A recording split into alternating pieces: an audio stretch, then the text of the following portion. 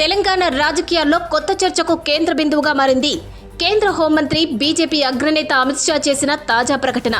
ఢిల్లీలో జరిగిన కీలక సమావేశంలో తెలంగాణలో ఎలాంటి పొత్తులు ఉండబోవని, భారతీయ జనతా పార్టీ ఒంటరిగానే ఎన్నికల బరిలోకి దిగుతుందని అమిత్ షా స్పష్టం చేశారు. ఈ ఒక్క ప్రకటనతో తెలంగాణ రాజకీయాల్లో అనేక ఊహాగానాలకు తెరపడినట్లయింది.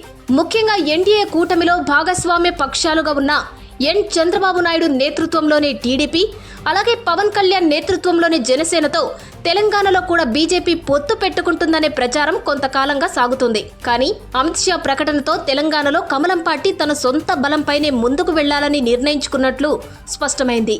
ప్రస్తుతం పక్కనే ఉన్న ఆంధ్రప్రదేశ్లో బీజేపీ, టీడీపీ, జనసేన కలిసి అధికారాన్ని పంచుకుంటున్నాయి. అక్కడ మూడు పార్టీలు కలిసి ఎన్నికలను ఎదుర్కొని ఘన విజయం సాధించాయి. కేంద్రంలో ఎన్డీఏ ప్రభుత్వం ఉండగా రాష్ట్రంలోనూ అదే కూటమి అధికారంలో ఉంది. అందుకే తెలంగాణలో కూడా ఇదే ఫార్ములా అమలు అవుతుందని చాలా మంది భావించారు. అయితే తెలంగాణ పరిస్థితిలో ఆంధ్రప్రదేశ్కు భిన్నమని బీజేపీ అధిష్టానం భావిస్తున్నట్లు కనిపిస్తోంది. ఆంధ్రప్రదేశ్లో ప్రాంతీయ రాజకీయ సమీకరణాలు ఒకలా ఉంటే తెలంగాణలో రాజకీయ వాస్తవాలు మరోలా ఉన్నాయి. ఇక్కడ బీజేపీ గత కొన్నేళ్లుగా స్వతంత్ర రాజకీయ శక్తిగా ఎదగడానికి ప్రయత్నిస్తుంది. అందువల్ల పొత్తుల కంటే పార్టీ స్వంత బలాన్ని పెంచుకోవడంపైనే అధిష్టానం దృష్టి పెట్టినట్లు రాజకీయ విశ్లేషకులు అభిప్రాయపడుతున్నారు. అమిత్ షా చేసిన ప్రకటన వెనుక మరో కీలక రాజకీయ సందేశం కూడా వినిపిస్తోంది. తెలంగాణలో బీజేపీ ఇప్పుడు కేవలం మిత్రపక్షాల ఆధారంగా కొన్ని స్థానాలు గెలవాలని కాకుండా ప్రత్యామ్నాయ ప్రధాన రాజకీయ శక్తిగా ఎదగాలని లక్ష్యంగా పెట్టుకున్నట్లు తెలుస్తోంది.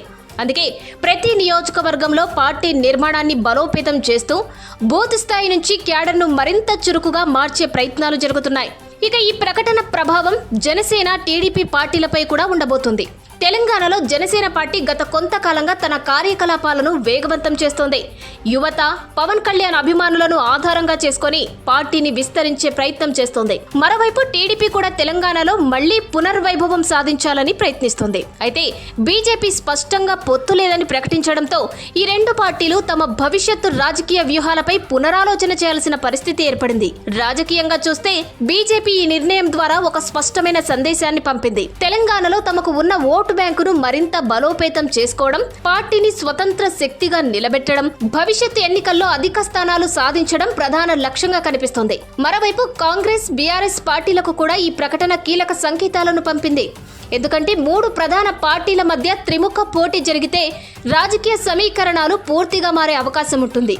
ముఖ్యంగా పట్టణ ప్రాంతాలు, ఉత్తర తెలంగాణ జిల్లాలు, యువ ఓటర్లలో బీజేపీ ప్రభావం పెరిగితే ఎన్నికల ఫలితాలపై గణనీయమైన ప్రభావం చూపే అవకాశం ఉంది. మొత్తానికి ఢిల్లీ వేదికగా అమిత్ షా చేసిన తెలంగాణలో ఎలాంటి పొత్తు లేదు అనే ప్రకటన కేవలం ఒక రాజకీయ వ్యాఖ్య మాత్రమే కాదు, రాబోయే ఎన్నికల కోసం బీజేపీ అనుసరించబోయే వ్యూహానికి ఇది స్పష్టమైన సంకేతం.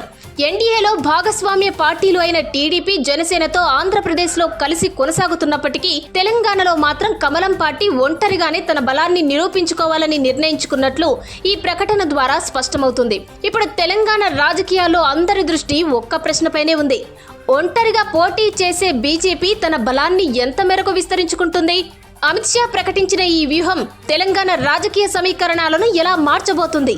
దీనికి సమాధానం రానున్న రోజుల్లో స్పష్టమవనుంది.